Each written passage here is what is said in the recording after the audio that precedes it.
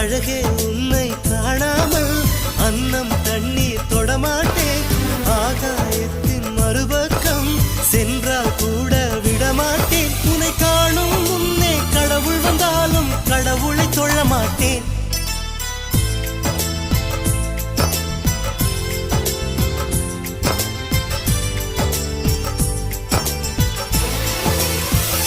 எங்கோ ஓர் சாலை வளைவில் உன் பிம்பம் தொலைந்ததடி.